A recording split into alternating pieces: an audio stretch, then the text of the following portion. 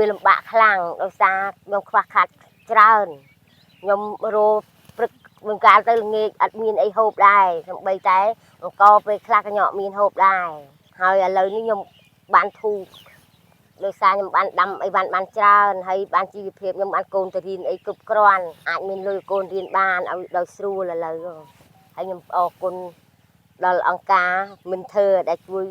ឲ្យខ្ញុំបានមានជីវភាពរីកចម្រើនដោយសារខ្ញុំធ្លាប់តែលំបាកមិននឹកថាមានអង្គការមកជួយដូចឥឡូវអញ្ចឹងខ្ញុំសប្បាយចិត្តណាស់ខ្ញុំដែលសប្បាយចិត្តខ្លាំងមែនទែនដែលបានអង្គការមិនធ្វើគាត់បរៀនខ្ញុំពីការចាយលុយការអន្សំលុយគួរដកលុយណាដែលត្រូវចាយដកទៅលុយណាដែលត្រូវអន្សំហើយនឹងឲ្យកូនទៅរៀនព្រោះអីខ្ញុំពិតជាអរគុណណាស់ដល់ពីមុនខ្ញុំអត់ដែរដឹងថាត្រូវទុកលុយយ៉ាងម៉េចទេបានមកចាយអស់បានមកទិញនេះទិញនោះអត់ខ្វល់ថានឹងទុកអីអាស្អែកឡើងកាត់អីទៀតលក់ទៀតតែក្រោយពីបានអង្គការនឹងហើយនឹងអ្នកគ្រូគាត់មកបរៀនខ្ញុំពីការអន្សំលុយពីការទុកលុយយ៉ាងម៉េចហើយប្រាក់ណាដែលយើងត្រូវធ្វើដើមប្រាក់ណាដែលយើងស្សំទុកហើយប្រាក់ណាសម្រាប់ដែលយើងប្រើការរាល់ថ្ងៃអញ្ចឹងខ្ញុំអរគុណគាត់មែនទែនដោយសារពីដើមខ្ញុំអត់ចេះស្សំលុយអញ្ចឹងទេខ្ញុំអរគុណអង្គការមេធ្វើ